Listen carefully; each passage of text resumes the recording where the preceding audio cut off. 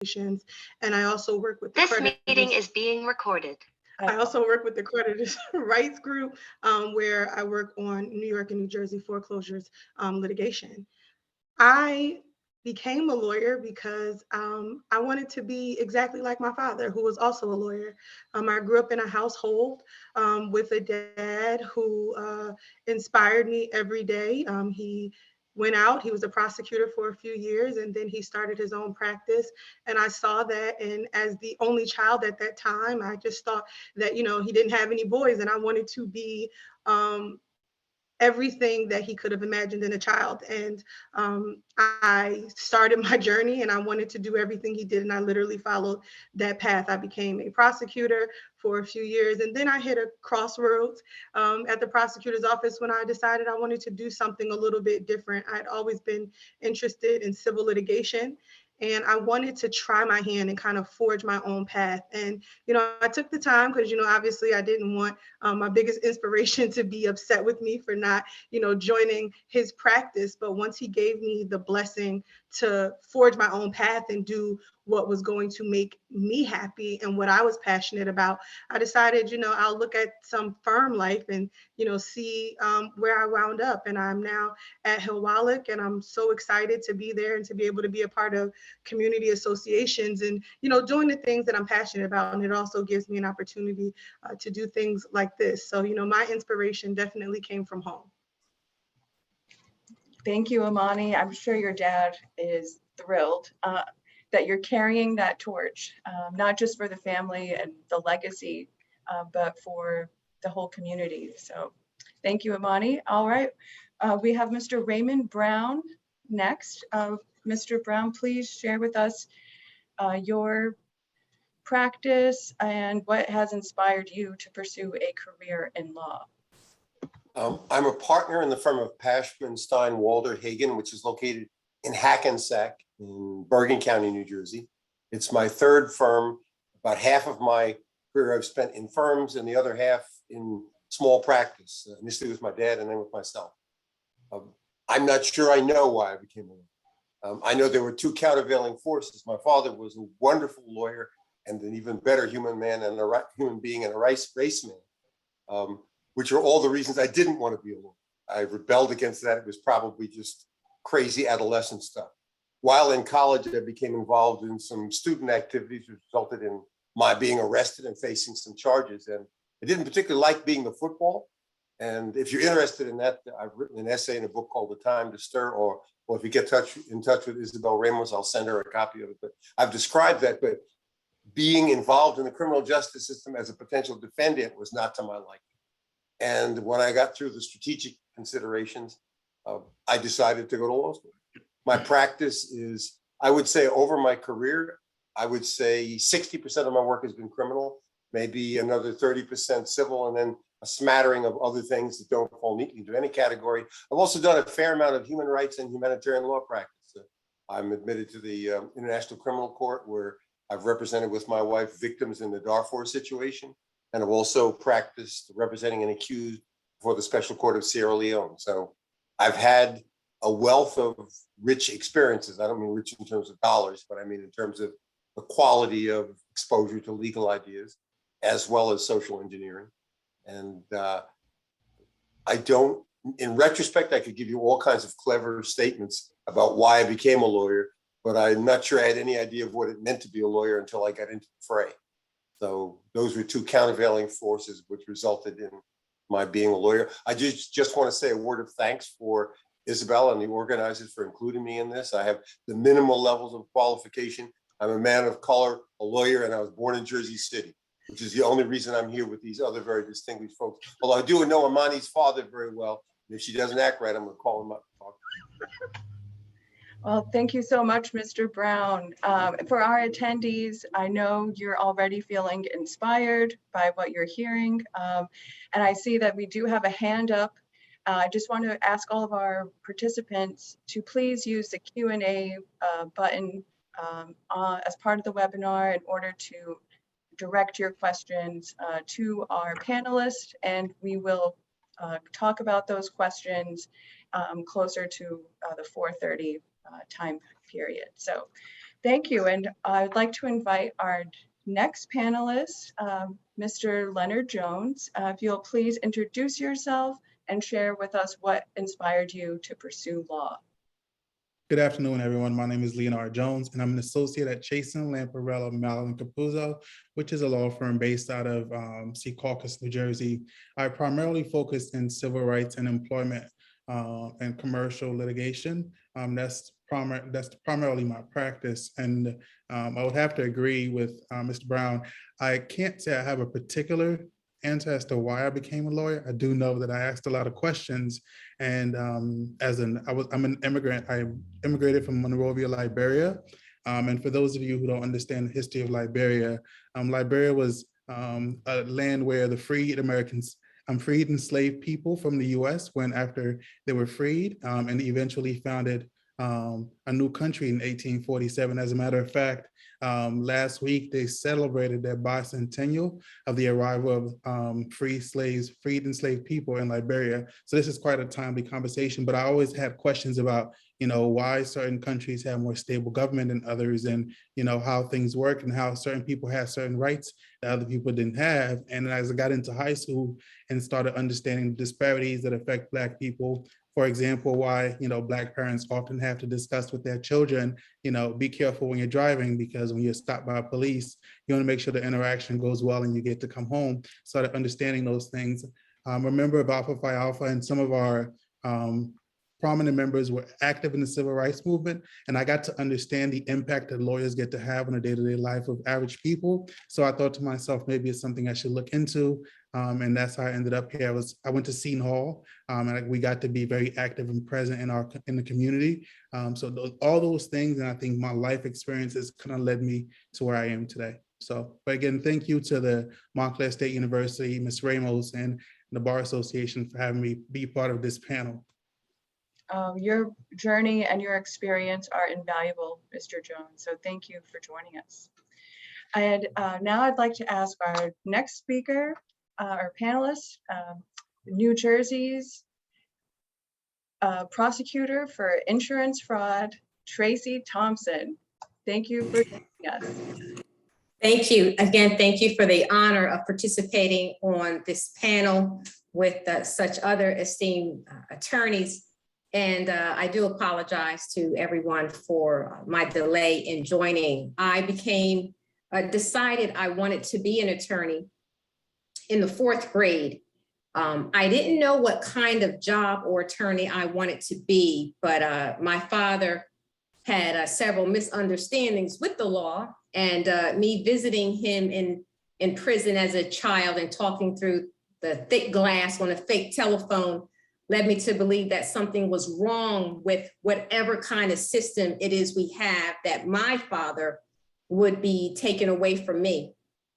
And by the time I was in the 4th grade for career day, a woman came. She happened to be the first woman to be a chief prosecutor in the state of New Jersey, the Honorable Ann Thompson, no relation.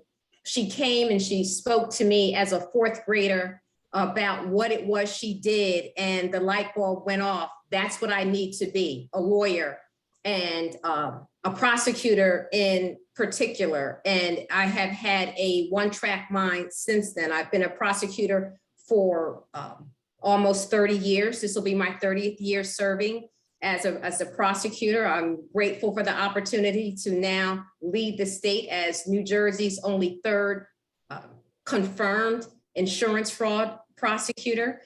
And I don't know why anybody wants to be any other kind of attorney, although we need them, than a prosecutor. But that is why I became a prosecutor. Oh, thank you, Tracy. I had one job.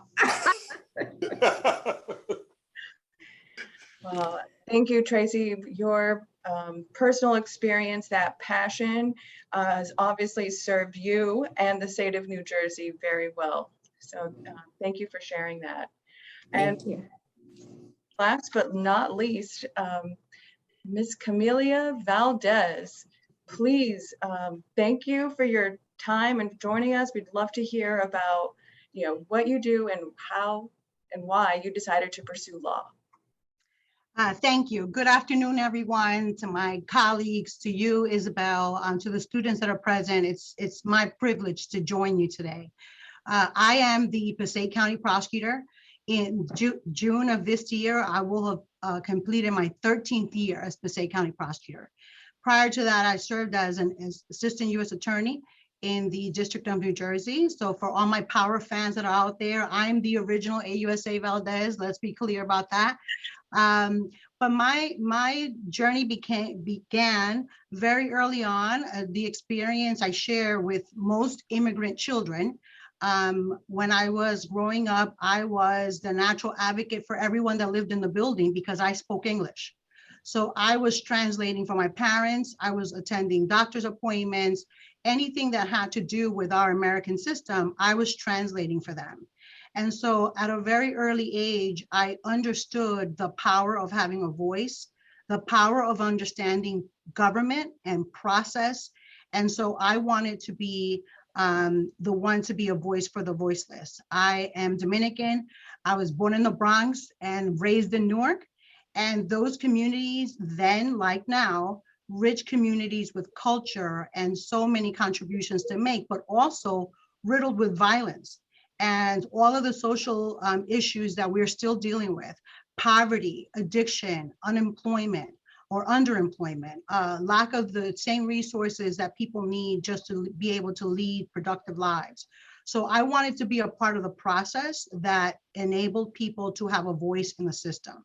As prosecutor, not only are we attempting to hold people that break the law accountable, but we're also trying to make sure that we are there supporting victims that are impacted by crime. When I became prosecutor in 2009, I became the first Latina county prosecutor in the state of New Jersey. And I say that only because that only happened in 2009. And New Jersey is a very diverse state with a lot of people of color, a lot of Hispanics, and we're still breaking through those barriers and those ceilings. And I think because of why I came into the law in the first place, which was to empower other people, my career has been a series of, well, let me see what else I can do. Because as a poor woman from Newark, the expectation was that I wouldn't be sitting in this seat, and certainly not for this long. So here serving and doing impact work, Montclair State sits in my jurisdiction. I have the communities of Patterson and Wayne and some of our up county communities. So it's very diverse. I'm in the news every day for some reason or the other. And it is a privilege to be able to serve in this capacity and to lead law enforcement and really to be the person that stands in between law enforcement and communities. So it is, it's still impactful. It's still the thing for me to do. Thank you. Thank you so much, Ms. Valdez, for sharing your journey, which, wow, it's amazing how each of you, I believe, has exceeded all expectations. And for our attendees, no pressure, but wow, talk about making the most of opportunity. Each of you has done that. So now I'd like to kick off some Q&A questions that I've already selected. For our first question, I would like to ask Leonard Jones and Ms. Valdez, both of you, I'd like you to speak to what skills and leadership qualities do attorneys need to be successful? Well, I'll defer to Ms. Valdez first, and then I'll answer. Oh, thank you. Thank you. So there's a few things in terms of being a good attorney. I think the ability to listen. Most people in conversation, are not listening to you to understand. They're listening to you to respond. And I think to be a good attorney, you have to be able to listen to the information, be able to process it, and then move on. I think having a tireless work ethic, being an attorney is not easy work. It's not glamorous. And if anyone thinks that, it's like you survive law school and then you go make a bunch of money and then you're good, that's not what it is at all. And you have to have that work ethic. You have to be driven, and you have to understand what you're trying to do in the law too. What is the purpose and what is your why? And I think that really helps. Being able to speak to people, all kinds of different people. In our world, you're either talking to police officers or you're talking to victims, and to be able to switch back and forth between the two, no matter who you're talking to, is an important skill. And having integrity, which is not necessarily a skill, but something that you should be that you should always be mindful of. Character, integrity. What does your word mean? You know, I'm a child of the 70s, so I grew up understanding that your word is your bond, and if you tell someone that you're going to do something, then you got to do it. And if you're dealing with defendants and their plea offer is such, then that's what the plea offer is. You don't change the game midstream. So to be able to be conscious of your reputation, being able to write, being able to express yourself, but being able to really understand and empathize with the information and process the information is critical. In terms of leadership, there's a certain boldness to leadership. You have to be bold, you have to be clear about what the mission is, and you have to be able to do the work with the people that you're charged to lead. Just because you have a title, that does not make you a leader. I know plenty of leaders that have titles that couldn't lead me from here to the door. So to be able to understand what the mission is, what you're trying to accomplish, and to inspire that type of motivation in the people that you work with, that you happen to be in charge of, is something that has inured to my benefit over the years. Absolutely. I think a lot of the things you need to be successful, a successful attorney, have been covered, but I'm just, I think just focusing on analytical and research skills, right? Being able to familiarize yourself with an issue that you may have no knowledge of, and really learn it and be able to analyze it and explain it to somebody else, or explain it to a judge or a jury in plain English format, right? A lot of times people talk, people think because you're a lawyer, you have to use these complex terms, but the best way to speak, especially when you're speaking to jurors and judges, is to really make sure you simplify what you're saying so they understand it, and they are likely to understand what you're saying, so they rule in your favor. You have to have attention to details. Like Prosecutor Valdez said, it's not glamorous. Watching Law and Order and some of these shows, you think you get a case and then the case is ready to go. Well, to get to that ready to go trial phase, you have to make sure you spend a lot of time reading and summarizing and outlining and tabbing a lot of documents, hundreds of pages of documents, and you have to make sure you pay attention to detail, because what the answer to your case may be in those documents. Strong time management and organization skills, and of course, strong communication and interpersonal skills. I think, especially for those of you on here who may be interested in litigation, oftentimes you get a case and you prepare for argument. You think the judge is going to ask you these set of questions, and the judge asks you a different set of questions. And a good litigator is ready to think on his feet to address the arguments and prepares for those arguments, rather than only preparing for the arguments that they think are going to come before them. So all those things, the things that, the basic skills that they try to teach you in high school and in college, those are the important skills. And the rest of it kind of comes. I've practiced, I started out as a prosecutor. I'm now, doing employment discrimination, civil rights work. And I had to learn and get on my feet and kind of move from the criminal aspect to the civil aspect, and you kind of figure it out as you go along. But you have to be willing to put in the time and effort. And there was, nothing else can beat that. There was no shortcut to it. You have to put in the time and effort and be willing to work hard. And if you're willing to work hard, then you will be successful. Ms. Ramos, can I add something to? It's not really adding it. They already said it, but I just didn't have a chance to say it. I do want to emphasize. Welcome your comment, Mr. Brown. Two things I want to say. The first is, when I teach or when I work with young folks, I never encourage anybody to go to law school if they don't volunteer it, because it is a pretty rigorous process, and it is transformative. It will change the way you want to think, no matter how much you fight, how much you resist. It is about learning how to think about how society resolves conflicts peacefully. On the other hand, don't ever let anybody tell you you can't do it if it's what you want to do. If you have an inkling, the two things, and these are really things that both Camelia and Leonard mentioned, but I think they ought to be emphasized: writing, reading, and skills of analysis. If you have those things and a 4-year college degree, you can go to law school and you can succeed. So neither let anybody talk you into it on the grounds, as Valdez suggested, it is a path to glory and great riches, or have anybody discourage you that you ought not to do it because you don't have it.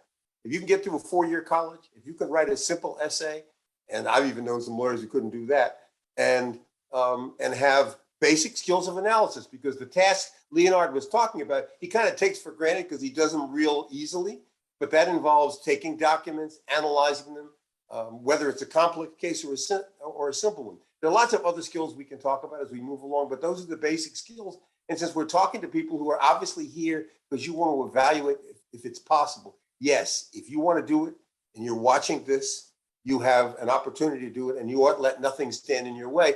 But don't underestimate the rigor involved, because it is the process. It's one of the few social sciences where you take your intellectual construct and apply them to practical problems and the solution.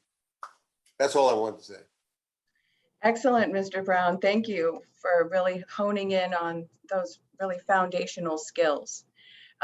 And related to preparing for law school, the next topic I would like to ask a couple of our panelists to speak to regards, course selection and educational decisions that college students have to make each semester, deciding which courses to take, maybe which internships to pursue.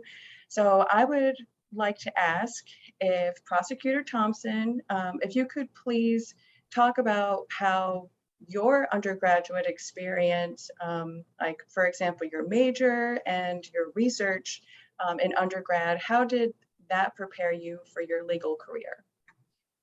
As has already been stated, research, writing, analytical skills are very important, and college, and depending on which undergraduate degree you select, can help you develop those. You don't need to have them already. That's what college is for. It's a learning process. I began undergrad as a math major. I loved math. I loved the problem solving. I loved the analytics of it. There was one right answer. There was no wiggle room. But I was not a good test taker in math for whatever reason. And so I had to select another major. Economics, again, involved some type of math, but also analytical skills, which I thought I was very good at. But yes, no, that was also not my major. And then I settled on African-American studies because as a child of the 60s, when Roots came out, I was ready to go at 10 years old, and Roots was still on my mind, and I wanted to learn more about who I was as a Black woman, as a Black person before slavery was involved. That cannot be the beginning of my story as a human being.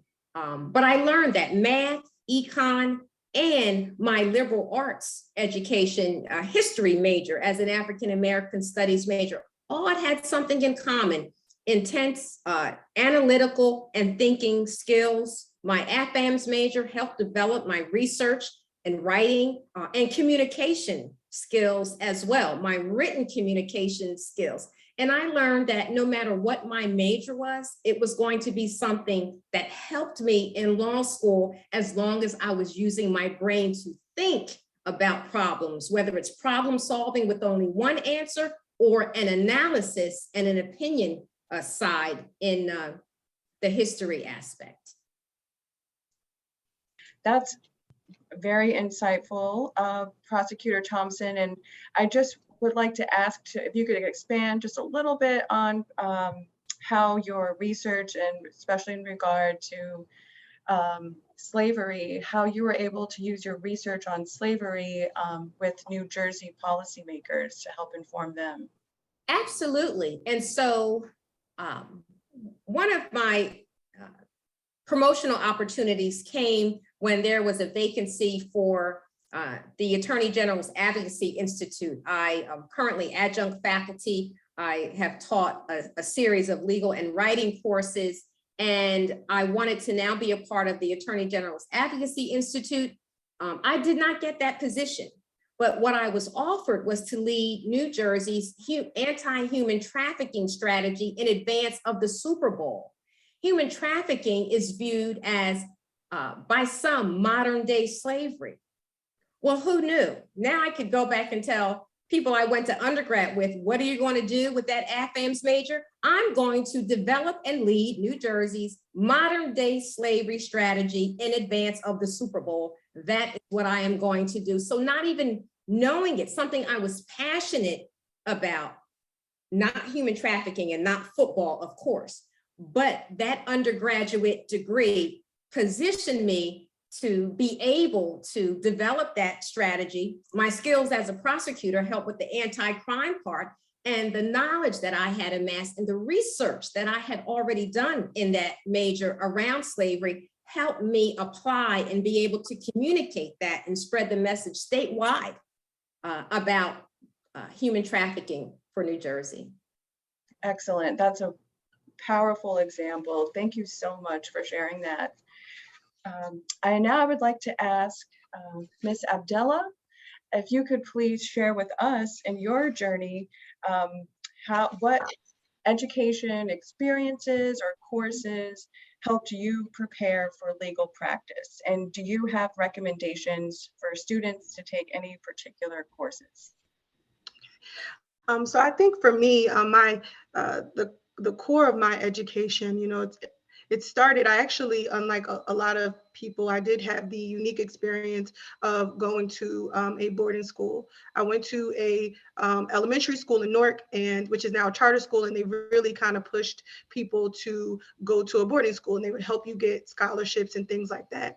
And I remember when I had the opportunity to go, I was nervous. I am going into a part of Maryland I had never been. I had looked on the school's website, and there was probably only one person in the entire school from kindergarten to 12th grade that looked like me. And not because of, not just because of the color of my skin, but when I walk forward in life, I walk forward in life as a Muslim first.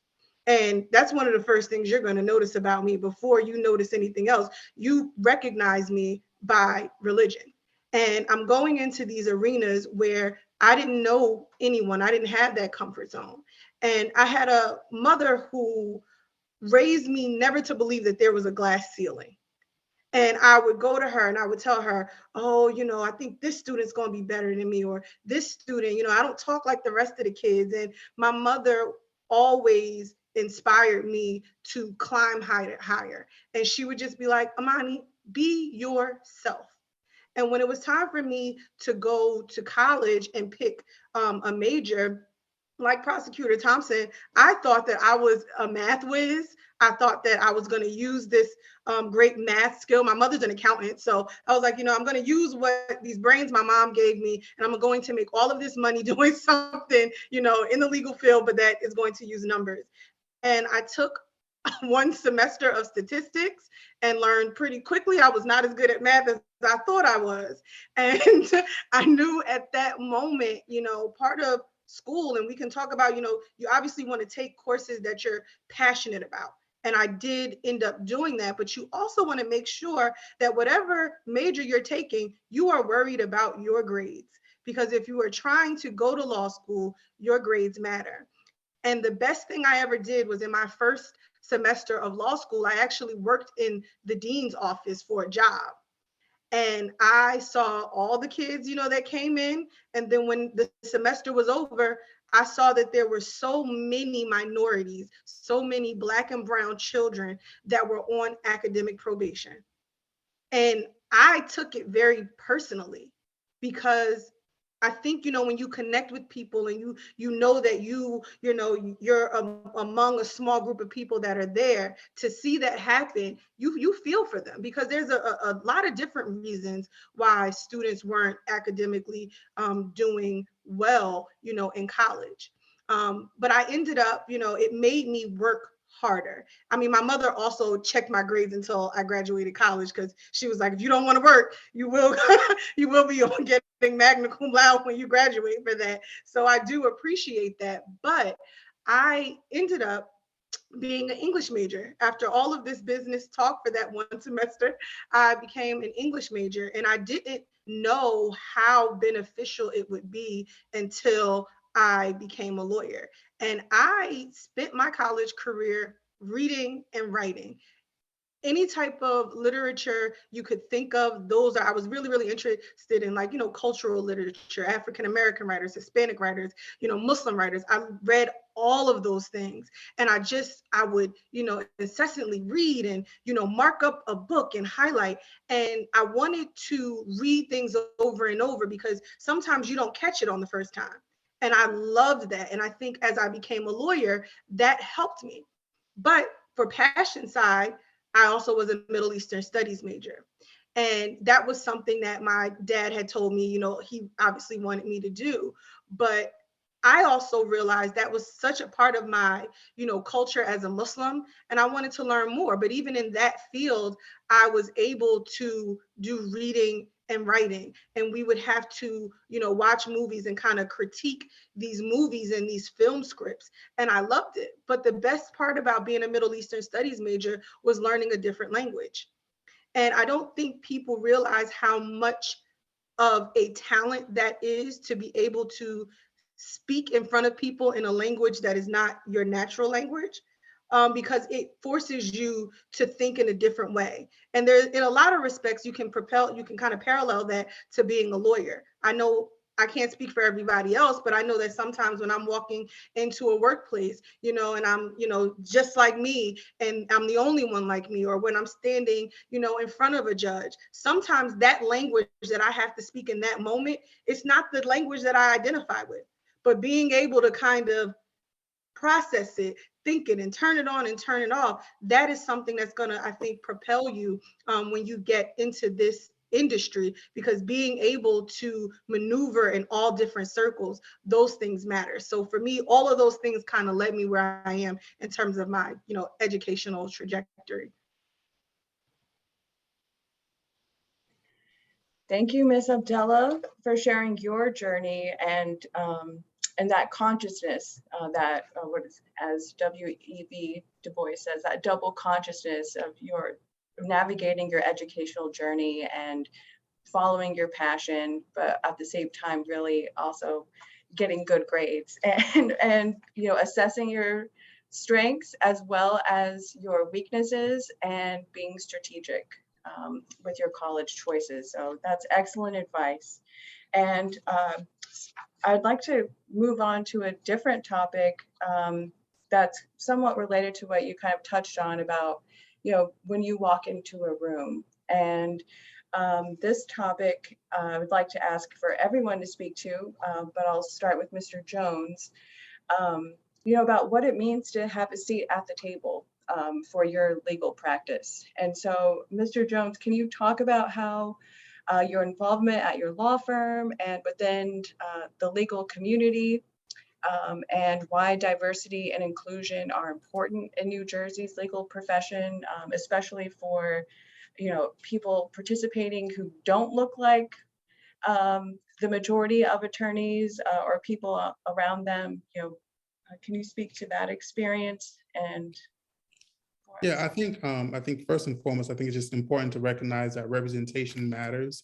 And I think it's good to see yourself reflected in certain spaces and places. I think, there's a conversation now about why should there be a Black woman on the Supreme Court, and why has it been so long since it's been why hasn't there been a Black woman on the Supreme Court? Why did it take until not so long ago to have the first woman on the Supreme Court? These are all questions that we're having, right?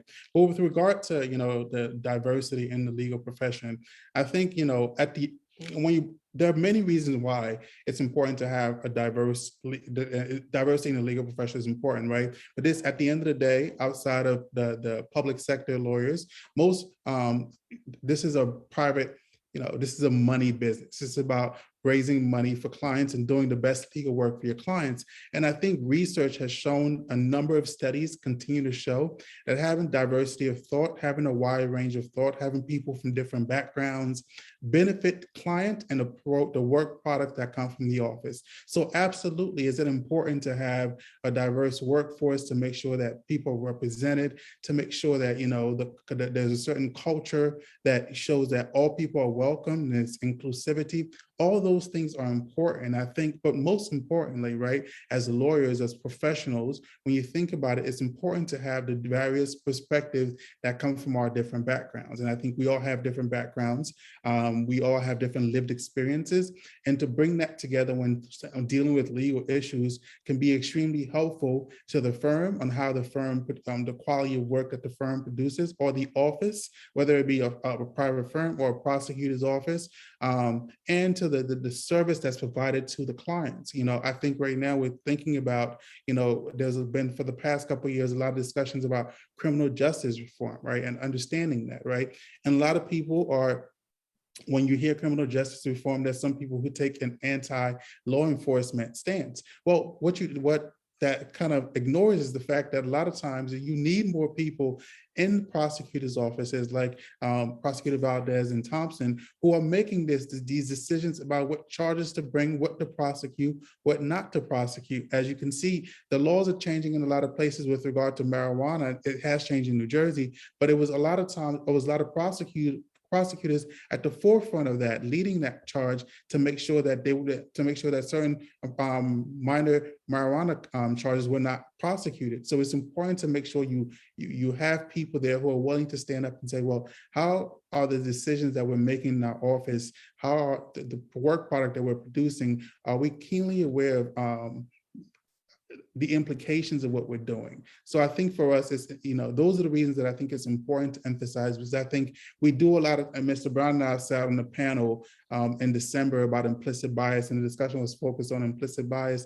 And there were a lot of people, lawyers included, who couldn't understand why we're having these discussions about implicit bias and what role it plays in the law, in the workplace, because some people still think, you come to work, just do your best and go home. Well, there are a lot of factors that impact the workplace that are not spoken of, right? For example, I've been in a situation where I've seen a woman walk into a room and people assume that she's the court reporter when she's the lawyer, right? Because the mind just operates in certain ways. Or people, you have a person of color, a Black person, walk into a courtroom and they're an attorney, but they're considered a defendant. So there's still a lot of work to be done, but I think having these kind of discussions and having people at the table at your firm really addressing these concerns and recognizing them is important to not only the quality of the quality of the workplace, but most importantly to the quality of the work and the service to the clients. Excellent. Thank you for that very comprehensive answer, Mr. Jones. I love how you started to segue into representation on the enforcement side in law enforcement. And I think this is an excellent opportunity for Prosecutor Valdez to jump in and definitely just speak to some of those points you raised. And I also would like to ask Prosecutor Valdez to speak about how she has used her position to address social justice issues that often underlie those criminal cases. So if you will, please go ahead and speak to that. Thank you. In law enforcement, as you can imagine, when I first got here, not only was I the first Latina county prosecutor in the state, I was the only Hispanic woman assistant prosecutor in my office. And I want to give that some context. I am the Passaic County prosecutor, Patterson, Wayne, Clifton. These are just some of the cities in my county.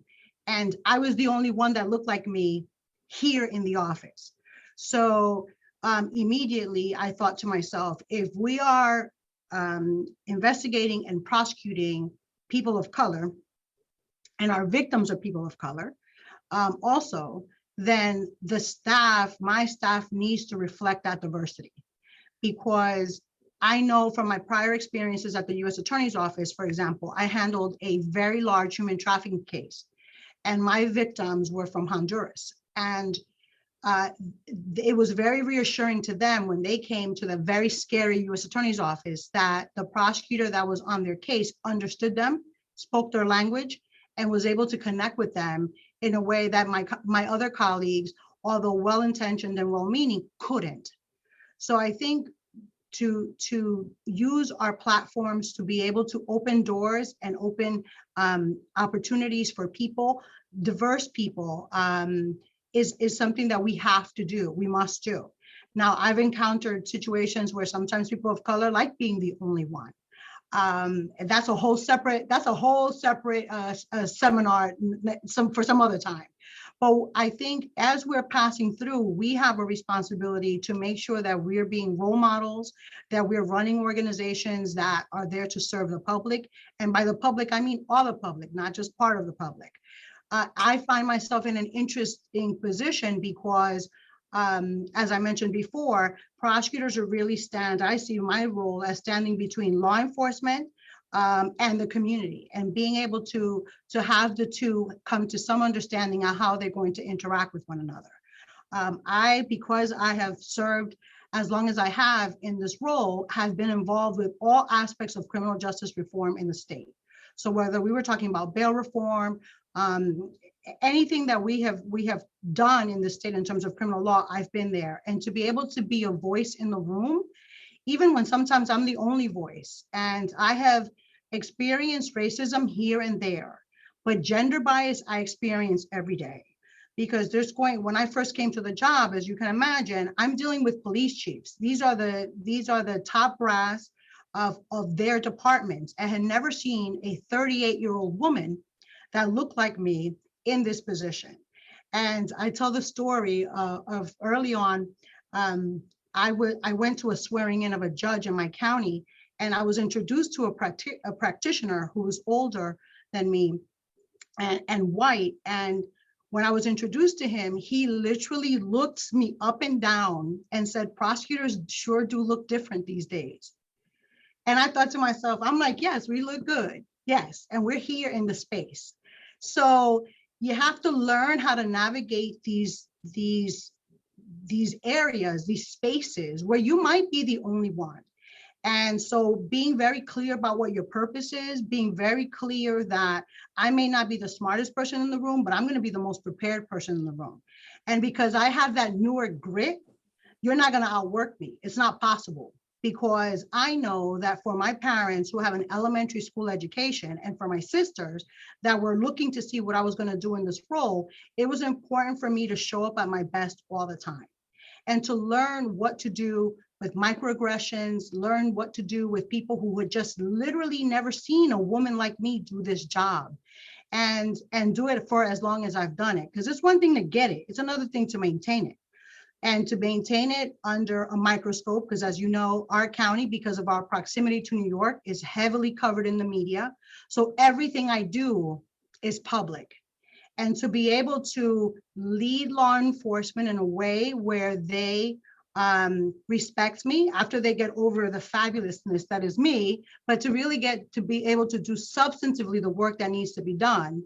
And at the same time, earn the trust of victims and stakeholders that do this work, is something that had I not been born in the Bronx, had I not been from Newark, had I not been an AKA, had I not had the sort of values that come with being a child of immigrant parents, that tenacity, that willingness to persevere and to endure, those things are things that we have to make space for. And we find those types of qualities in diverse folks, because our experiences are just, like the title says, diverse and different. So Ms. Ramos, what I'd like to do is to start a little trouble, which is contrary to my nature, but I thought I might do it anyway, and make 2 points, one about the defense function, the other about social engineering.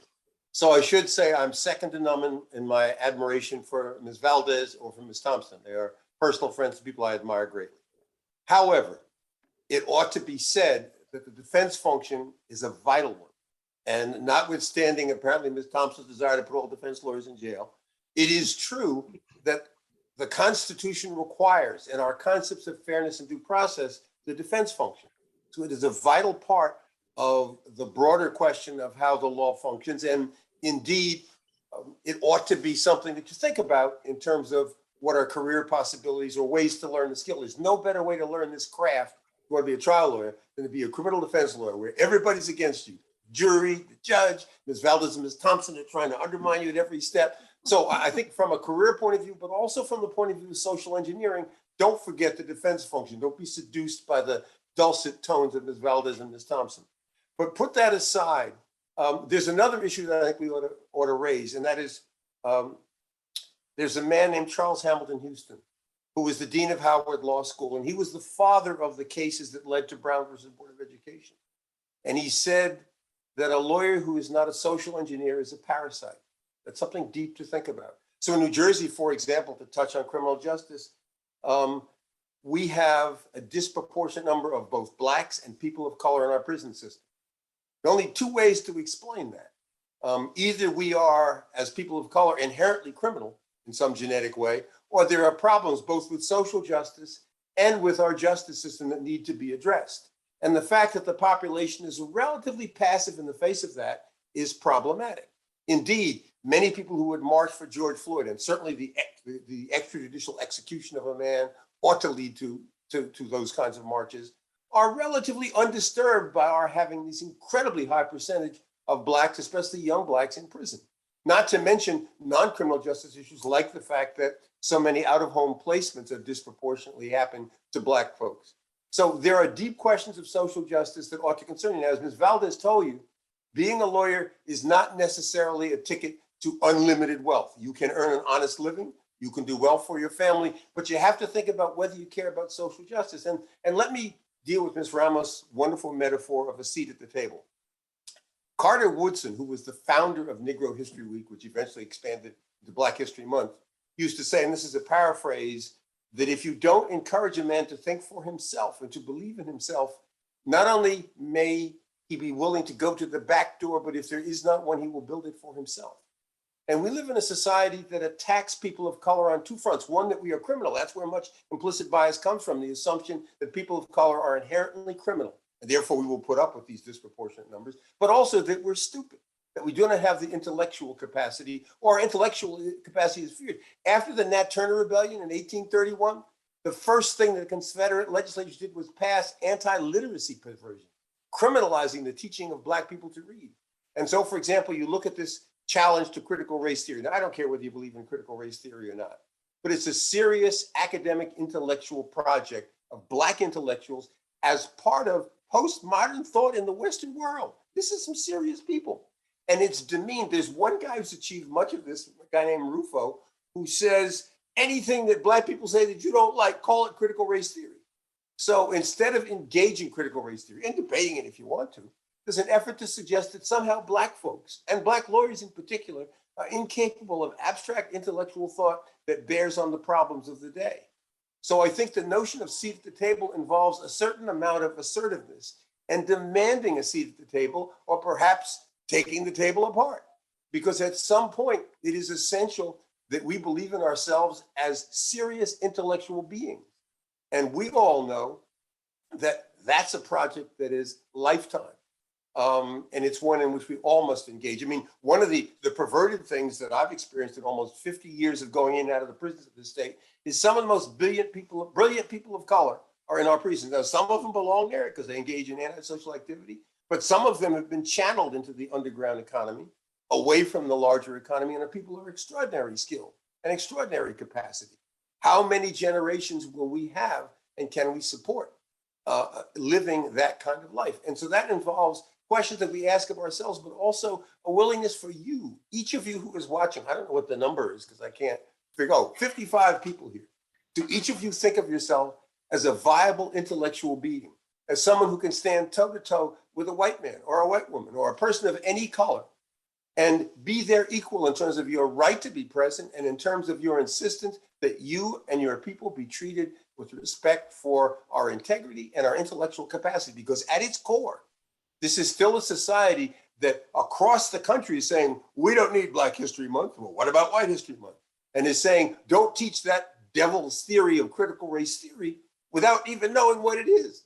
There's one Virginia legislator who's advocating that certain things not be taught, including critical race theory in schools, which wasn't being taught in high school anyway, and lauded the fact that foundational documents like the Douglas-Lincoln debate should be taught. And he said Frederick Douglass debated Abraham Lincoln when running for the Senate of Illinois.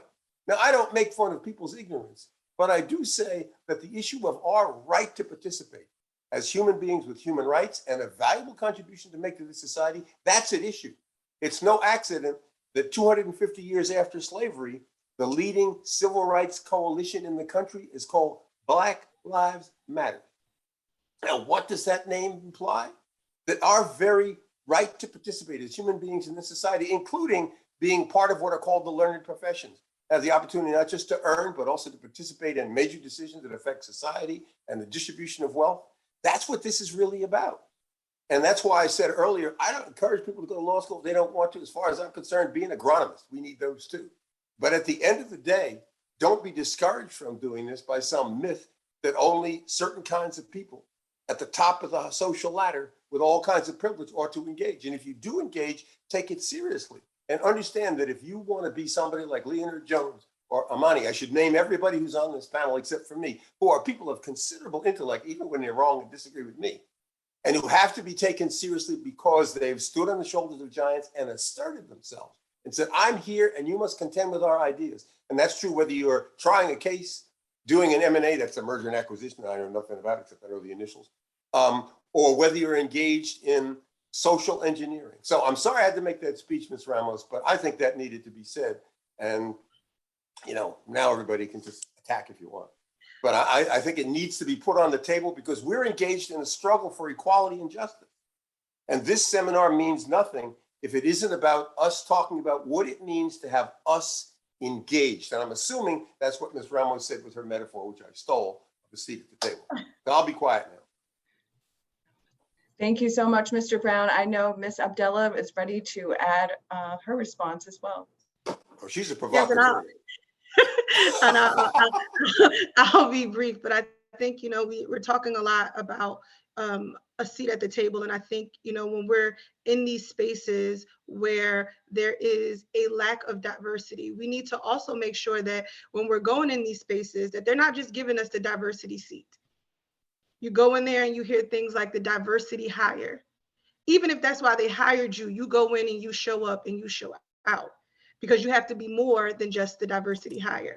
And when we get into these spaces, making sure that your presence is felt and that they look at you as an intellectual being, because that's not going to always happen.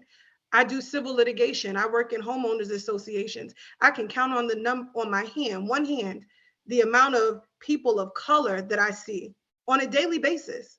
If I go to a convention, it's pretty much, for the most part, it's going to be me. But when I go in those places, I'm not walking out as, you know, Amani, the Muslim attorney that was there.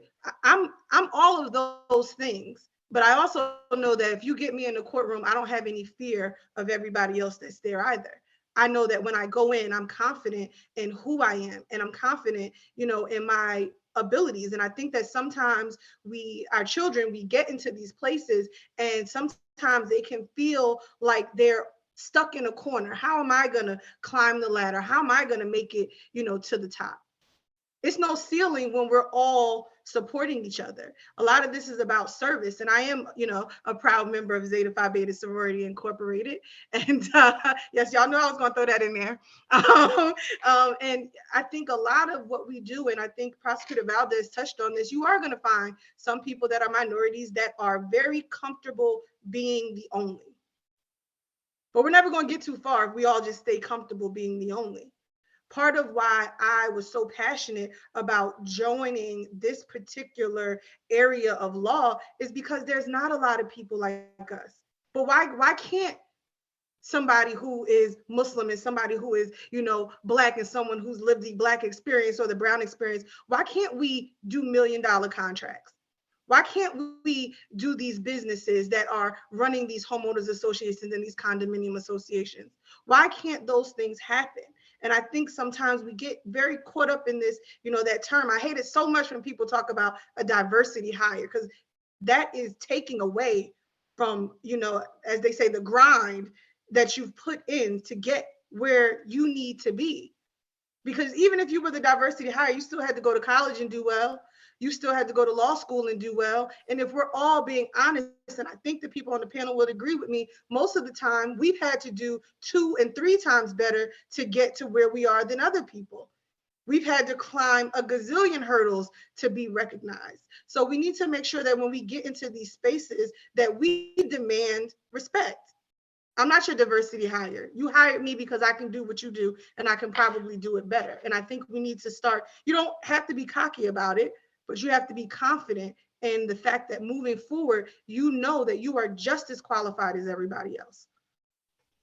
I would just add to Ms. Abdullah's point. I think one of the things that her and I are, we graduated law school not a year apart from each other. And I think there's a generational shift in how we deal with some of the issues we encounter in professional spaces. I think our generation is much more inclined to be more open and honest with our employers, and being frank and saying, this is how we want, how things ought to be, and referring to people at diversity hire that's unacceptable, or correcting people when they make statements that may be sexist or racist.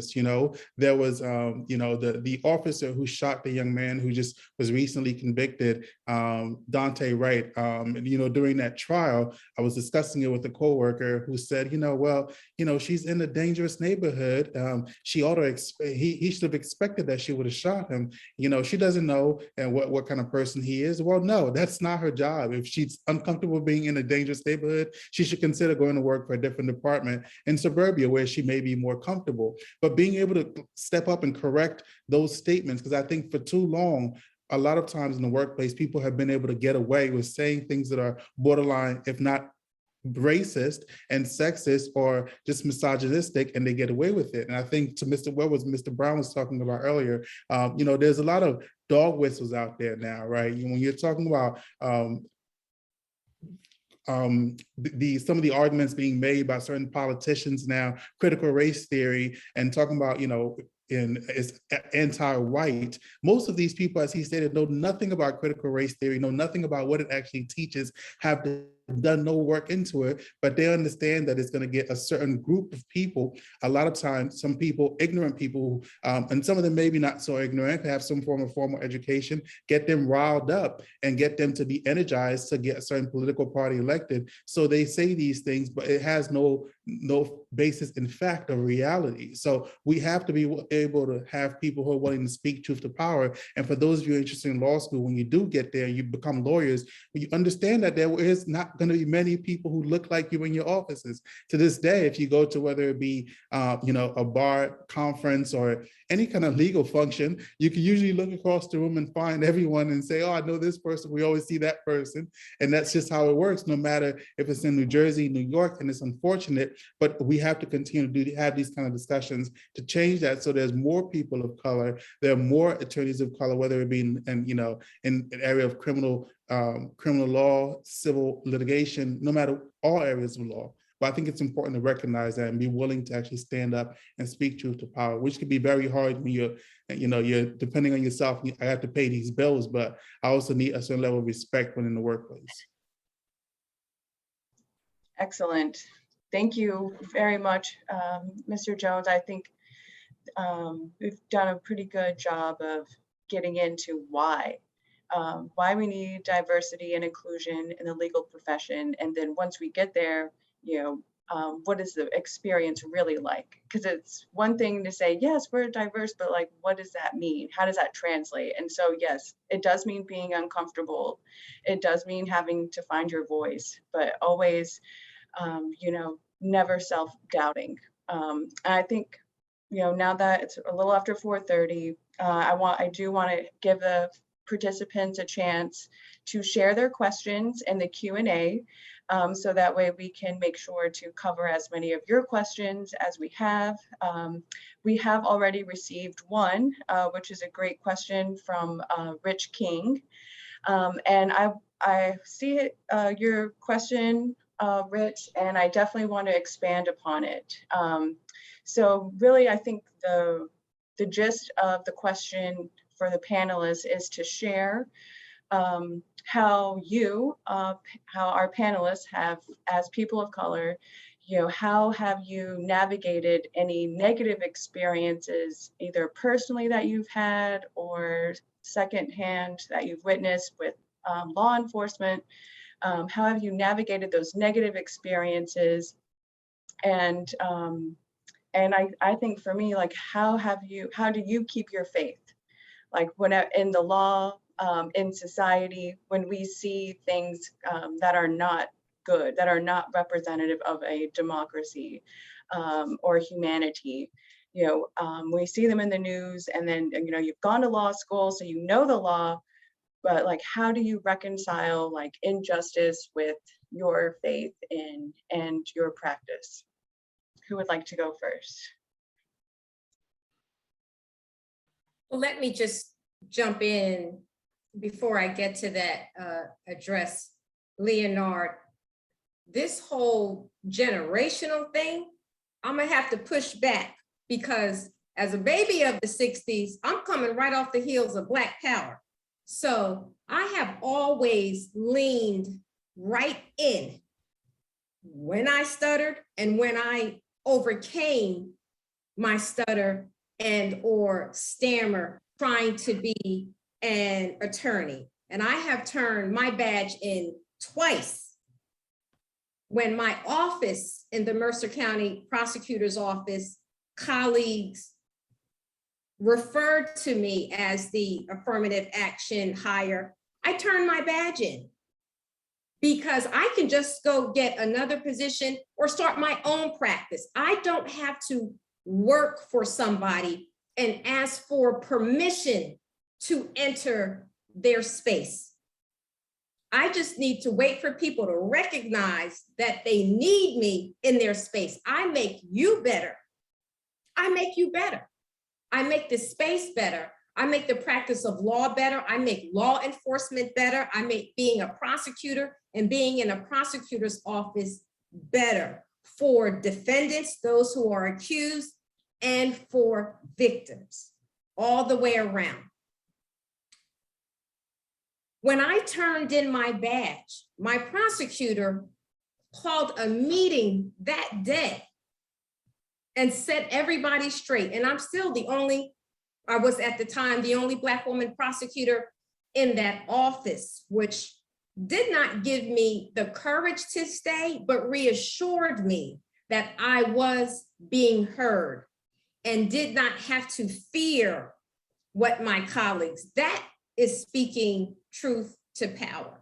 And now in my position as the insurance fraud prosecutor, when George Floyd died, it was important for me to let people know in my office, this was a safe space. Unlike when Rodney King was beat to within inches of his life, right? Nobody wanted to talk about that, but now being in charge, I gave permission for people to talk about that. And for some of my managers, I had to give them the words. Don't say he died. He was murdered. We all have eyeballs. I happen to have 4. Don't say George Floyd merely died at the hands of police. He was murdered by police. We all saw this. We all saw this in full view. I think I was holding on to that, which is probably now why I forgot what question you asked me. But navigating this space, you always have to speak up and you have to be fearless. If you are a person of faith, that is what you rely on, that you are in the right space at the right time and someone will recognize you for what it is you're doing. And the cases themselves may not have anything to do about it. I do complex financial crime as the practice area, but also elder abuse and elder protection and Medicaid fraud, all of those things combined together. And it is a diverse population of victims, people who are being exploited and taken advantage of, a diverse population of people, the whole state of New Jersey, who needs to be protected from insurance schemes. But one place that I had an opportunity to make a difference was in our anti-insurance fraud awareness strategy and how I spend the money of the state of New Jersey. I have almost $1 million budget that I could spend on raising awareness about insurance fraud. And when I met with the company and did not see people who looked like me I leaned in and asked about it. Is this everybody? Is this everybody on this marketing team? Because I don't see anybody that looks like me. I have to question what kind of job or the ability you have to reach people like me. And since now I am the steward over $1 million of money on behalf of the state of New Jersey, I get to decide how to use it. And right now, your firm is not looking like the firm as diverse as it should be. And then there were people of color. The next meeting, I don't know where they found them. Maybe they were there all along, but they were at the table. Now I'm bringing more people and diversifying the table that I have an opportunity to interact with on behalf of the people of the state of New Jersey. So, Ms. Ramos, if I could address your question, I think what we have to do is reject always the binary choice between being true to our principles and surviving in the world. One of the reasons to become a lawyer, and I tell you I don't advocate for this, but it does give you independence. As Ms. Thompson just demonstrated, if she leaves the AG's office tomorrow, she could hang out a shingle right up here where I live in South Orange and people be flocking to her door. Now it's gonna be a pain in the neck because you got to order pencils and get malpractice insurance and all that stuff that you don't really want to do. But still, it gives you independence because you always have to be willing to say, kiss my behind. I mean, that's as simple. But you also ought to have a plan so you're not out there in the cold freezing after you said it. I want to recommend a book to everybody, and Imani, don't be upset about this. Howard Thurman was one of the Gandhiists around King. And he wrote a book called Jesus and the Disinherited, which I read every year. And the reason I'm saying, Imani, don't be upset, because I recommend it to my Muslim sisters and my Hindu brothers and anybody else. Because what Howard Thurman is addressing in the context of nonviolence is to say, you must never choose between destroying your soul by abdicating your responsibility to challenge injustice for yourself or others you care about. But you also got to have a plan, a strategy, make alliances, and develop an awareness that you will always in your life. If all who are people listening to us, all of you decide to go to dental school and none of you become lawyers, guess what? You're going to face discrimination. You're going to face racism. You're going to face sexism. You're going to face homophobia, all the very signs and signatures of injustice. And you got to fight it, and you got to be prepared to fight it. So this is not a ticket to not fight. It's a tool with which to fight. And it's a tool these wonderful people on the panel have embraced and dealt with and used in a way that is exemplary. But there is never a circumstance where you must allow yourself to make the binary choice between being principled and survival. And that's why I recommend this book, Jesus and the Disinherited, notwithstanding Imani looking at me askance, thinking I'm proselytizing.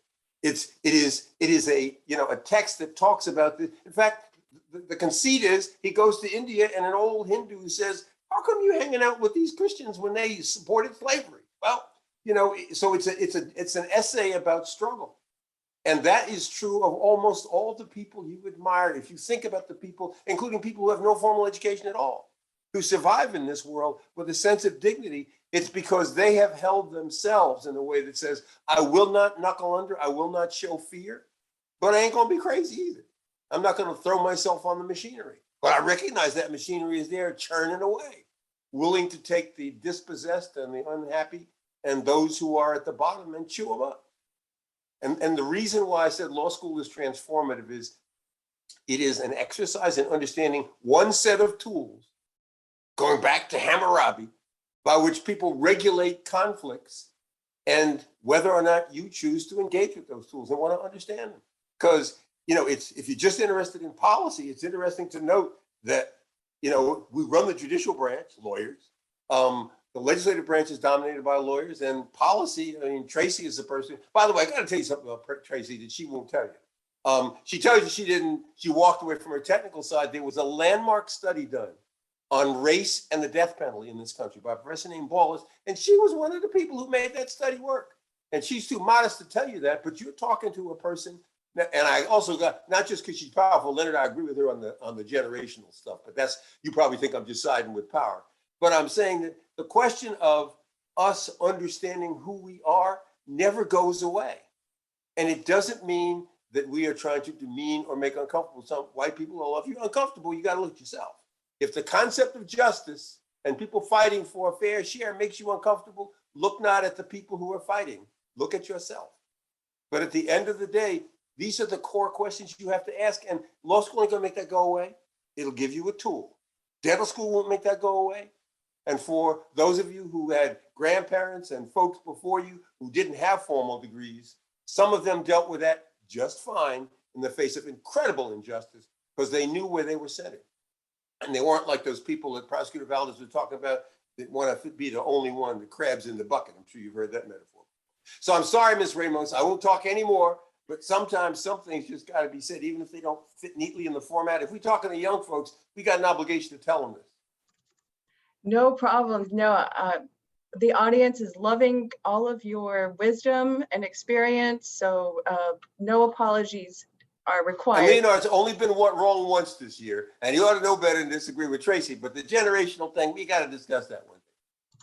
Okay, wonderful. Well, thank you to our participants who are using the Q&A. We have received one question directly for Ms. Abdella to speak to, and then we have another question regarding diversity and inclusion in Greek life that I will also invite our panelists to speak to. So Ms. Abdella, can you please respond? I'll read the question. The question for Ms. Abdella regards, as being a Muslim woman of color, has that identity hindered you in any way in regards to being able to practice law? An example of if you've been discriminated before and struggles that you faced on your path and how you overcame them. So any particular example you might want to speak to for that question? Okay, well, before I get to the question, Okay. now, Mr. Brown, now you know Here it I wasn't comes. looking at you. I wasn't looking at you side-eye. Yes, you were. Yes, you were. But as you know me, and as you know my father Hassan Abdullah, you know that I was looking at you because I was seeing where you were going, because Muslims believe in Jesus. So there could never be anything that you could say about Jesus, you know, that I would was cause just me to teasing be- now. See, there you go. There you go. I knew this was you know, coming. okay, I would have been remiss. But as a Muslim woman, I think that have there been opportunities for me to be discriminated against? Absolutely. Did I allow myself to be discriminated against? I'm going to say no, because I think that I went into this with a much different experience than a lot of, people. I didn't realize that lawyers weren't Black or lawyers weren't Muslim until I really got into the field, because that's all I knew. I grew up around legal heavyweights. I grew up around my dad and my uncles, and they all talked about Raymond Brown, and they talked about all of these people. And so I had no idea that, a lawyer couldn't be Muslim, or there weren't a lot, until I got into the field and was like, oh, there's not that many that are like me. But I think that because I moved forward in faith before I move forward in anything, and I know obviously there is an equivalent in other religions, but as Muslims we call it the qadar of Allah. And what that means is, like, there's this predestiny that, what is God's will is God's will. So if I apply for a job and I don't get the job, I'm not going to lie and say I might not have a whole fit. But I also understand that it wasn't my time. That's not the job I should have been at. Allah was setting me up for something that was greater than anything that I could have expected. And I think that that is why my career has transgressed in the way that it has, because anytime I feel overwhelmed or anytime I'm not quite sure what to do, I pray first. And I know not everybody is going to be religious or going to be faithful or, along that. I'm not trying to preach, but I think that for me, that's what keeps me grounded, because I know that even when I can't figure it out myself, there is the qadar of Allah, there's the will of Allah, and what will be, will be. And I am okay with that. And I think that when you are strong in your faith, and as a Muslim woman, people all the time would say, oh my God, like, your father, he's letting you, go out and be an attorney. He's not making you do this and he's not making you dress in this way. And I always remind them, and I think sometimes I have to educate a lot of people on what it means to be Muslim. If you don't know the Prophet Muhammad sallallahu alaihi wasallam, and you don't know his wife Khadija and the fact that she was a businesswoman, and this is the Prophet, if you don't know that she's a businesswoman, then you don't understand why I can do what I can do and why my father never had a problem with me stepping in the forefront. And I think for me, because I grew up in that environment and I had a strong mother that willed me to doing great things and continues to will me every day to do great things, I don't ever look at it as have I ever been discriminated against. I look at it as, listen, that was a teachable moment. And when I get into those predicaments, I make that a teachable moment. You will never be able to discriminate against me in that type of way because I'm not going to allow it. I think you have to be able to stand up for yourself with a certain type of confidence. And once again, I always say it's not cocky, but you have to be able to stand strong in who you are. And if you are a Muslim woman and you cover every day, or you're a Muslim woman and you don't cover every day, you go forward as that and don't let anyone tell you different. Whatever faith you are, or if you don't believe in anything, whatever you are, you have to step forward knowing that you're worthy. And I do that every day. And a lot of that is because I'm balanced by faith. I think some people, obviously, you can have it where they're not balanced by faith, but I think that I am balanced. Allah provides me balance. Prayer provides me balance. And I think that's why I kind of have a different idea of that, discrimination. Obviously, it's there. I was a prosecutor. I saw a lot of things. Your victims look like you. I was a prosecutor in an urban area. My victims looked like me, but at the same time, my defendants looked like me. And I was determined that whatever case I handled, whether it was a victim I was dealing with, whether it was a defense attorney I was dealing with, whether it was a defendant that I was dealing with, I was going to treat everybody with respect. Because at the end of the day, the one thing I think a lot of us can say is that when we're not on these panels and we're not in this legal community and we walk out into the world, these people don't know that we're lawyers. And they're going to treat us how they think that Black and brown people should be treated. So if I then get into a position that I could do something, if I then start treating those people that look like me in that way, who am I? And I try not, that is the way that I move forward in life. And so for me, I think when people, I'm always interested when people ask that question about discrimination, but I think that, you have to take a stand that you're not going to let nobody discriminate against you. And that's the way that I live my life. I don't know if it's right, whether it's wrong, but that's just the way that I move forward. I just have to address Ms. Thompson and Mr. Brown. I think absolutely. I think they all, the work that was done, I think we stand on your shoulders. What I was saying is we are now, I think, in the workplace, people are much more comfortable with having honest conversations about race. I think that some of the discussions taking place in workplaces, I don't think would have taken place 10, 15 years ago. The fact that you're having employers come out and talk about giving statements on Black Lives Matter, on the Black Lives Matter and what it means, and people talking about the implications of, the high incarceration rates for Black people in the state of New Jersey. I think you're having companies and organizations being forced to make statements in a way that was not done before. And I think a lot of that is because you have a group, a generation now that's willing to say, you have to take a position. We want to know where you are on these important issues, because these issues are talking about the dignity and the dignity of a certain race of people. And it's important that we know where you stand. So I think, of course, we respect and honor all the work that you've done and continue to do. But I think we continue to build, right? That we'll continue to build on and hopefully get to a place where we don't have to say Black Lives Matter. We don't have to, say that women's rights are human rights and human rights are women's rights. Those things don't need to be said, because it will be respected and everyone will be treated equally, regardless of their race, gender, or religious background. Yes, excellent. And Mr. Jones, since you're already queued up on on the mic, kind of. Could you please speak to the question we received from one of our participants regarding Greek life? At that person's university, they shared that Greek life is not diverse or inclusive. What are your thoughts on that? So I think that's a position where you can be assertive and, just take up the mantle. I went to Seton Hall undergrad and Rutgers School of Law, Newark. When I went to Seton Hall, the Alpha Phi Alpha fraternity was not there. They had the fraternities on campus at the time was Phi Beta Sigma, and I believe Omega Psi Phi. And those are great organizations, but they were not the organization for me. So I started to do the work, and I started to get together the paperwork and what I needed to do to make sure that the Alphas came on to Seton Hall's campus. And that's what you have to do, recognize it. And I think, some of the times you have to do a lot of work.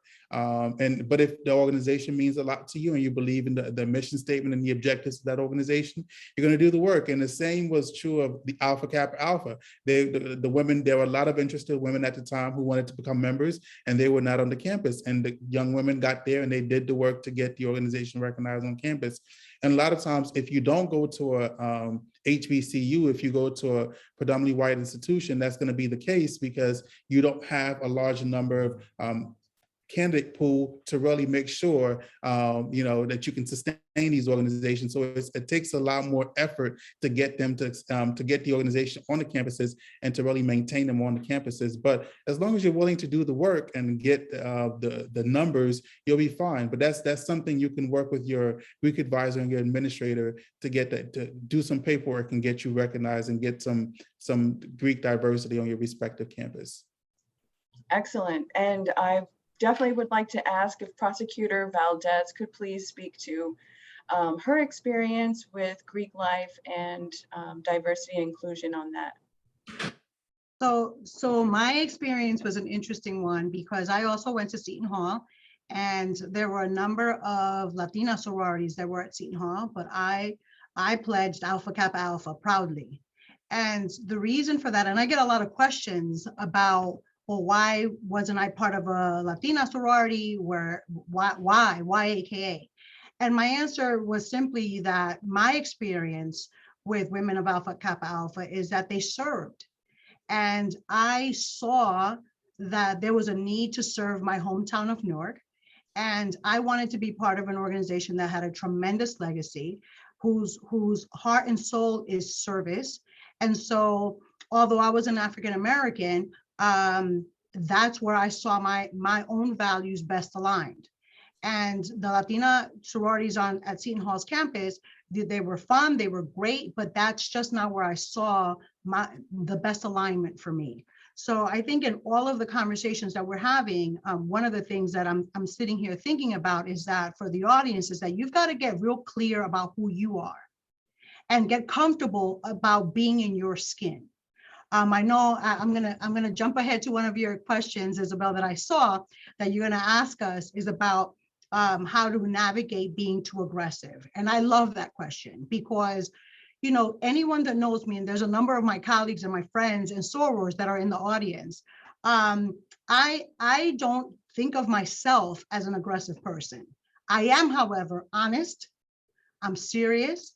I may laugh and I may joke, but I don't play. And so that is a reputation that I've had from infancy. I do my work. I'm a serious person. So if you come in my direction, be prepared. Be prepared to engage. Be prepared for me to ask questions. I don't go along to get along. And it's an interesting concept. Sometimes I've seen people who privately, they're on fire about an issue. But when the moment comes to speak up, they've got nothing to say. And I'm looking at them like, well, wait, where was all the fire you were talking about 2 minutes ago? So I am transparent, and you get what you get from me. If you don't want my honest answer, my honest assessment, then don't ask me, don't involve me. Because the work that I do is serious. If you think about it, I'm dealing with death.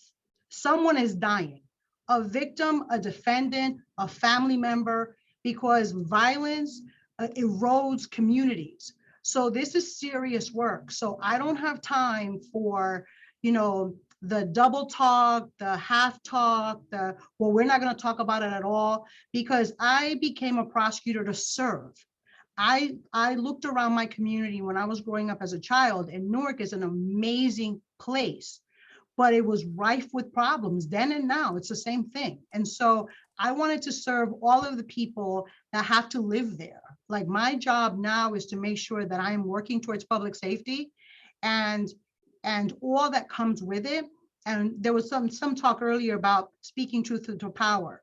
I love that phrase. A lot of times speaking truth to power means I'm talking to myself too, because I'm in a space where I have to think about, I have to analyze, as an attorney, as a public servant, as a person that came from the communities that I now serve. What does this mean? What does this mean for our life? What does it mean for public service? And the way I treat the public says more about me than it does about them. And so, because I'm real clear about why I'm here, no one has the capacity or the ability to make me feel uncomfortable. It's not possible. You can try, and they try. Trust me when I tell you. But I'm real clear about who I am. And spaces that don't give me the space to be who I am are just not spaces I want to be in. By way of example, I'm not a Democrat or a Republican. I'm an independent. And so to be here in a very political job for as long as I've been, I had to focus on something other than partisan politics. I had to focus on the work, because all these jobs, at some point, it's about the work. How are you doing the work? And if you're not clear about your purpose, you're going to get distracted when people say ignorant things in your presence. You're going to get distracted when people are questioning, how did you get there? Well, who do you know? Don't worry about who I know. Worry about yourself. Don't worry about me. That's when people come in and interview with me and they're dropping 75 names, I'm like, I know people too. Tell me what you can offer to this office, and tell me how you are going to serve the people that come through these doors. So this whole notion that I gotta, there's this concept out there about imposter syndrome. That, to me, I don't even understand what that is, because I'm not doing violence to myself. Because statistically, as a Latina woman who grew up in Newark, I'm not supposed to be here. So because I'm here, I want to make sure that I'm serving, that I'm honest. Where things need to change, let's change it. Where people need to be held accountable, let's do that. And I still am who I am, because I have a family, I have a community of friends and sorors and people who look to me, especially younger generations, like, I never saw a Latina lawyer till I got to law school. Those weren't the images of Latinas that I grew up with. The Latinas I grew up with, I saw from the novelas, the soap operas. So you were the jilted wife, you were the lover, you were the maid, you were the secret heiress to the whole farm that nobody knew about until the end of the novela. I never saw a Latina lawyer. So now that I'm here, with no expectation from my parents, who love me dearly, but who, they have an elementary school education. So they couldn't, for them, the greatest thing I could have done with my life was finish high school. So now all this other stuff is gravy. All the accolades, all of the celebrations, all that, when that cheering stops, the work remains. And it's the work to make sure that we are serving in the way that we're supposed to. So if that makes me aggressive, guilty as charged, my good people. But what I'm not going to do is be something other than what I am, which is a public servant who is trying to doing my best under very difficult circumstances. The work that I do is heartbreaking, and there's no such thing as, you kind of become used to it because you're a career prosecutor, so you've seen it all. I cry many tears at the things I see, at the way that our people treat our people. That makes me cry. And so we can have a conversation about reforming law enforcement while also holding ourselves accountable. We could do two things at one time because we're just that talented. So we're going to rock out and stay true to that mission and stay prayerful. I have to say, and then I'll turn it over because I know you want to get to Tracy. But Amani, the faith, and you can't find me in anybody's church. I just can't get up. Before the pandemic, I couldn't get up. And now virtually I'm zoomed out. So I'm not going to virtual church. But I do stay rooted in the word, because you have to be anchored by something bigger than what you are in order to keep going, because the work that I do is heartbreaking. between homicide, shootings, child abuse cases that don't make the media, incest within families that nobody wants to talk about, that's still happening. I have to make sure that I'm as empowered as possible before I walk in the door, because I know what's facing me when I get to my desk. Wow, thank you so much, Prosecutor Valdez, and thank you to our audience for sticking around. I just want to at least reserve like 4 more minutes, 2 minutes for Prosecutor Thompson to respond to the question about assertiveness as a woman in your role, and then finally, Mr. Brown to answer the question about recusing yourself in a case where a defendant, we'll get to that question, but Prosecutor Thompson, please take it away. So start with what has been stated, knowing who you are. Number 1. Number 2, you don't have to adopt someone else's characterization of who you are. And number 3, don't believe the lies, right? If somebody says that you are assertive, I say, no, I'm not. You are passive, right? It's the opposite. I'm not the thing you're saying I am. You're talking about yourself, which is the opposite.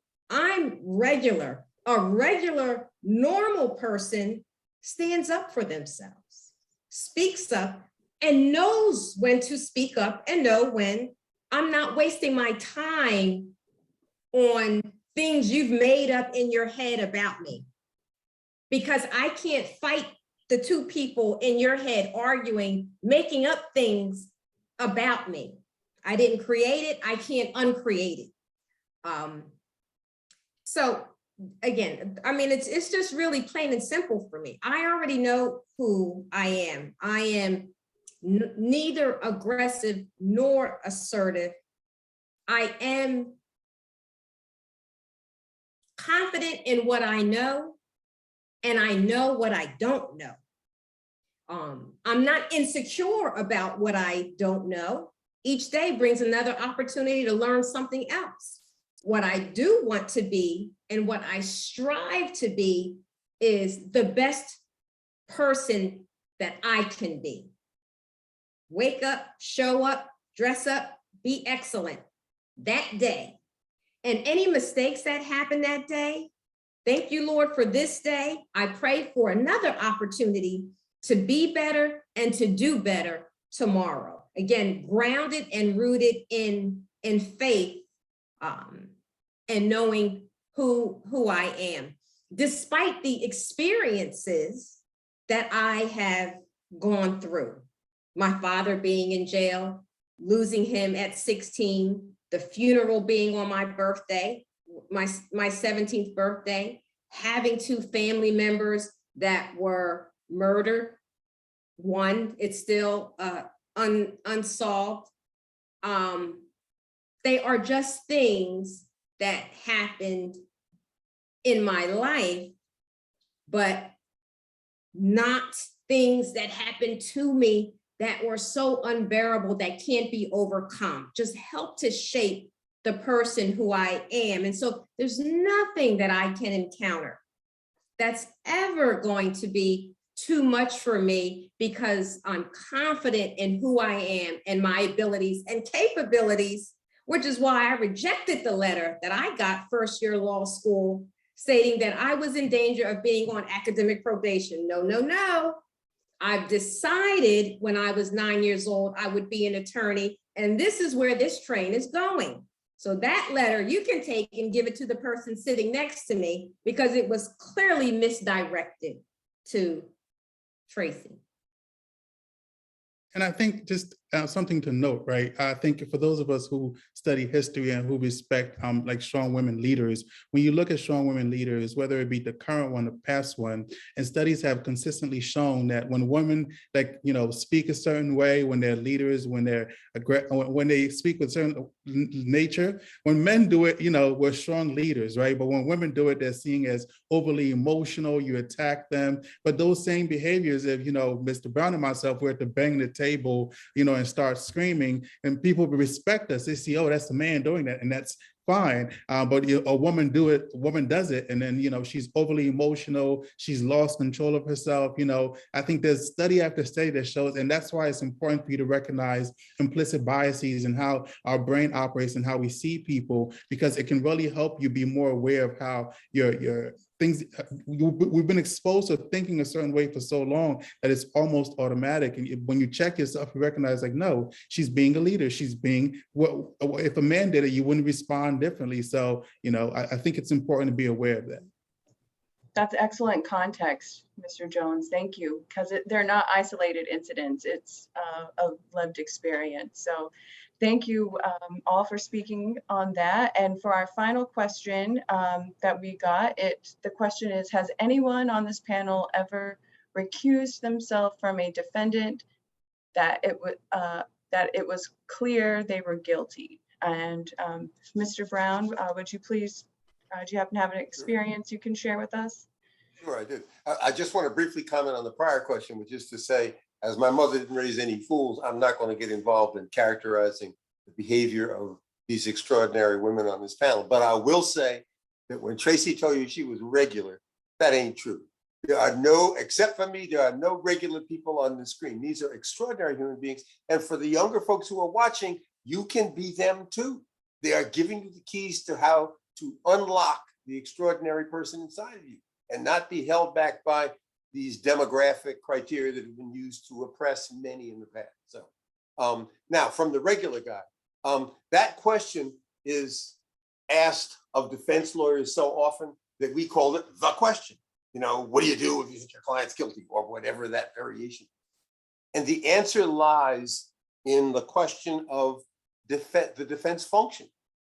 Society requires fair trial, and the ugliest, nastiest, guiltiest defendant, if that person doesn't get a defense, then there is no thing as defense. I mean, you remember that John Quincy Adams defended one of the British soldiers who was involved in the Boston Massacre because he said someone needs to defend him and give him a vigorous defense. Now, there's a slight caveat. I'd have a hard time representing the Klansman, but it wouldn't be because it's culpability. It's not my job to judge. That's just a place, that's just a no-go area for me, because I'm not sure I could be as committed to the cause as necessary. But as for the vast majority, I've represented in Sierra Leone, represented a man charged with crimes against humanity. That's some serious stuff. And yet the question is not for me to judge that person, but to give that person within the limits of ethics the most rigorous defense, because the question isn't before a tribunal, especially not in the common law or international law, whether he did it or whether she did it. It is whether the sovereign can prove guilt beyond a reasonable doubt. And if they can't, the value judgment that's been made in the common law world, and actually in the civil law world and internationally, is that if the sovereign can't prove beyond a reasonable doubt, the person has to go free, because otherwise the sovereign gets to pick who gets in prison. And that's a dangerous path. So the answer is, you cannot, from a defense function point of view, judge the culpability of your clients. And any lawyer who's, for example, if a defense lawyer tells you he's never lost a case, he's been cherry picking. He's been picking the ones either he liked or thought were not guilty or thought could be acquitted. It's not a permissible concept. It's a different can of worms for prosecutors whose job is to prosecute those who, you might ask, it's the equivalent of asking Ms. Valdez or Ms. Thompson if they prosecuted somebody they thought was innocent. Of course not. It's not the job of the defense lawyer to judge his client's culpability. It is his job to defend and to force the sovereign to prove culpability. I hope that's not too theoretical answer. When I tell that story at Thanksgiving to my relatives, how do you represent that guy? Their eyes glaze over like a donut. But in fact, that's the truth. You have to internalize the value that the sovereign cannot have this person's liberty except they come through me and due process. Hope that's not too theoretical answer, but it's a real answer. No, it was excellent. Thank you, Mr. Brown. And in the chat, I did see a request for each of your email addresses. And so I would like to respond to that request by inviting participants to go to your websites, where the Passaic Prosecutor's Office and the respective law firms and offices for our panelists their title and employer is posted on the event flyer. So you should have no problem getting their email addresses in order to contact them. So But they are taking the right path. Ms. Ramos, if I can just say this, okay. you know, the way you survive in the world we live in, the world we've been describing, is to have a mentor. Some human being who's going to look at, they may not even be in the same organization. Somebody you can call at 4 o'clock in the morning with the thing that's on your mind. Somebody who's going to guide you past those shoals and tell you what the unwritten rules are. And to that extent, you want to ignore the regular guy me, but these are some extraordinary people. And if you could track them down, meet them at Dunkin' Donuts or chock full of nuts, and we don't have chock full of nuts, Yeah. do that. That'll just give Leonard Jones another chance to attack. At Dunkin' Donuts or Starbucks, or email them or talk to them, you should. Excellent. Yes, mentors are so important. You're and my representative. Anybody who can reach me through you, Ms. Ramos. yes. Yes, anyone who would like any additional help following up with our panelists, don't hesitate to contact me at Montclair State. And before we close, I definitely want to give a huge thanks and shout out to the New Jersey State Bar Association, Paula Saha.